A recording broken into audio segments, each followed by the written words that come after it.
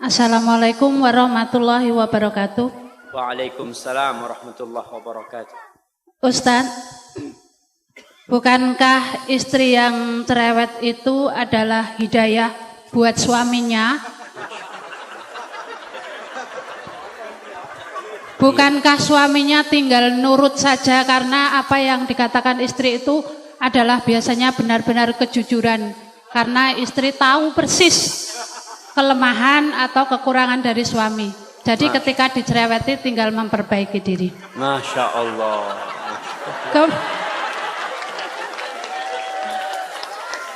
Kemudian kadang-kadang bukan istri yang tidak atau kurang bersyukur, tetapi suami itu senang dipuji. Padahal kata Ustadz Abdul Tuasikal, ketika ada yang memuji supaya dilempar dengan pasir kayak nggak salah. Apakah seorang istri juga karena suami butuh dipuji, apakah boleh memuji, dan bukankah pujian itu juga merampas haknya Allah bagi para suami yang senang-senang dipuji itu? Masya Allah. Kemudian, Loh, berapa pertanyaannya Ustaz? Ustadz, dolim itu boleh dibalas dengan dolim kan? Kalau suami mecah piring, bolehkah istri juga memecahkan piring? Masya Allah.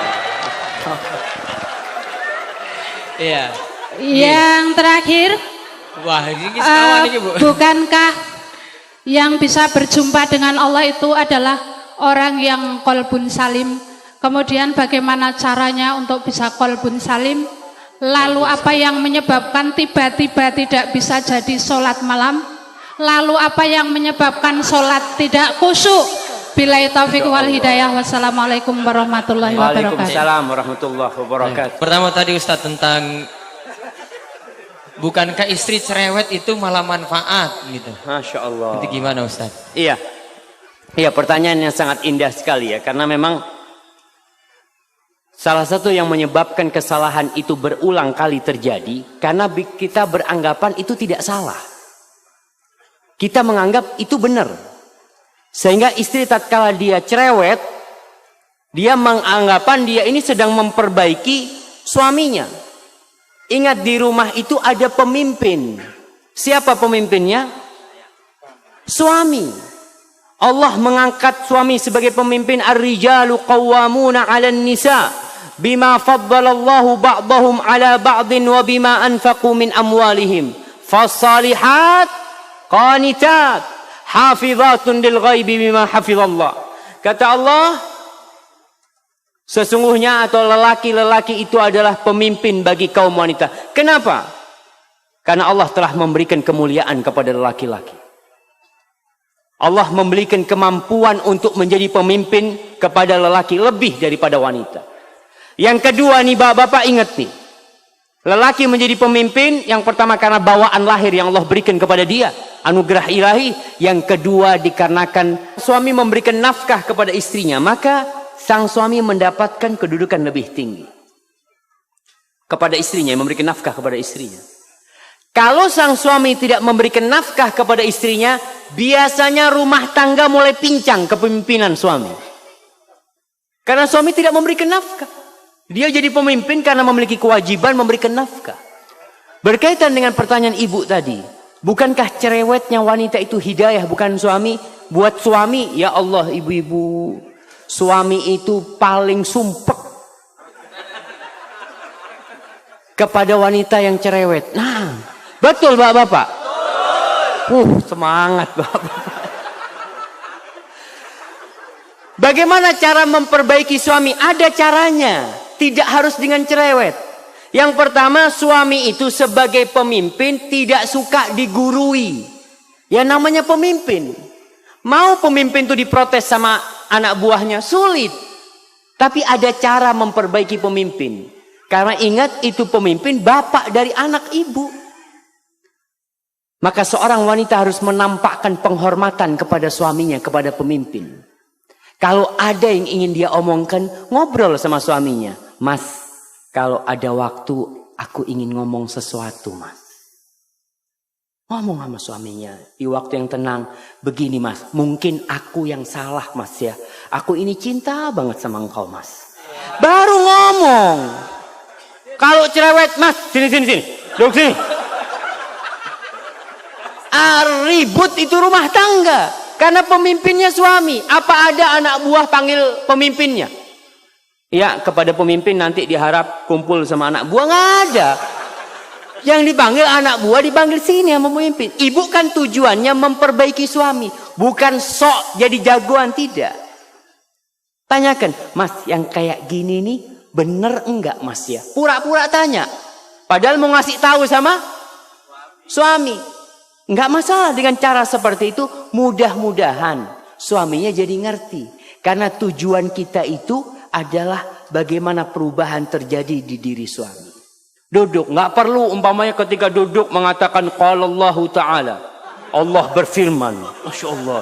Jadi suaminya kayak diceramain gitu, Masya Allah. Orang suaminya diceramain ustadz belum tentu dengarkan. Apalagi diceramain istri. Maka tolong diperhatikan hal itu. Perbaiki suaminya dengan cara yang baik. Kalau ngomong, kadang-kala kalau berbicara itu saling ngangkat suara. Dia ngomong, ustadz, anak kalau ngomong sama suami mesti jawab. Maka jangan ngomong, tulis. Tulis, karena kalau nulis itu insya Allah bisa memilih kata-kata yang baik. Nggak emosi orang nulis itu. Lalu berikan kepada suaminya. Begitu pula bapak-bapak. Kalau ingin menasehati istrinya, jangan di depan anak-anak, jangan. Jangan di depan orang, jangan. Ketika semua anak-anak sudah tidur ya, di kamar berduaan, katakan kepada istrinya, Dek, nggak ada wanita yang lebih aku cintai daripada dirimu di muka bumi ini. Masya Allah. Itu istri dapat kayak gitu, Masya Allah. Baru kasih nasihat. Tapi kalau ngasih nasihat, Dek, aku benci sama engkau. Allahu Akbar. Yang kedua tadi langsung terjadi piring yang saling pecah. Baik Ustaz. Mungkin seperti itu. Kalau ingin memperbaiki suaminya. Karena wanita ini yang solehah adalah yang tunduk dan taat kepada suami. Taat sama suaminya. Hadza wallahu a'lam bishawab, dan wanita yang taat itu insyaallah akan menjadi penghuni surga Allah Subhanahu wa taala. Baik. Yang kedua, ini pertanyaan enggak perlu dijawab semua satu waktu antum terbatas. Gimana kalau zolim tadi dibalas zolim? Piring pecah dibalas piring pecah. Insyaallah. Makanya mungkin harus ganti piring jamaah. Orang kalau suka dolim-doliman kan lempar-lemparan piring. Kalau cuma punya satu lusin di rumah nggak cukup dolim-doliman itu cuma. Bukan jemaah. Allah Subhanahu wa taala menjelaskan kepada kita bagaimana menghadapi orang yang dolim. Bagaimana menghadapi syaitan dan bagaimana menghadapi manusia. Kalau menghadapi syaitan tidak ada cara kecuali a'udzubillahi minasyaitonir rajim. Tapi kalau menghadapi manusia yang berbuat jahat, yang berbuat zalim, Allah katakan idfa billati hiya ahsan. Fa idzal ladzi bainaka wa bainahu adawatun ka'annahu waliyyun hamim. Kata Allah, balaslah orang yang berbuat buruk kepada kalian dengan yang lebih baik, jamaah. Subhanallah. Kita disuruh membalas yang lebih baik. Karena apa? Ini suami kita, suami ibu-ibu nih. Ini istri kita. Kita ingin memperbaiki, bukan ingin zalim-zaliman. Dan orang yang berbuat kezaliman, ingat, Allah mengatakan, Ya ibadi inni haramtu zulma ala nafsi wa ja'altuhu bainakum muharraman fala tadzalamu. Wahai hamba-hambaku, aku mengharamkan kezaliman atas diriku dan aku menjadikan perbuatan zalim itu haram untuk dilakukan oleh kalian. Maka kalian jangan saling menzalimi. Jadi kalau ada orang berbuat jahat, manusia ini alhamdulillah, basicnya dia itu dasarnya baik. Kalau dia memecahkan piring ya, kita mengatakan, iya mas, astagfirullah, aku mohon maaf, aku mohon ampun kepada Allah. Selesai masalahnya. Tapi kalau piring dibalas dengan piring, apa yang terjadi? Masya Allah. Maka tolong diperhatikan, jangan saling berbuat zalim, tapi saling memaafkan. Kalau sang suami mendolimi istri, memukul istrinya, atau melemparkan sesuatu yang melukai istrinya, ingat Allah itu tidak pernah tidur. Dan Allah mencatat hal itu. Serahkan kepada Allah Jalla Jalal. Hadza wallahu a'lam bissawab. Na'am.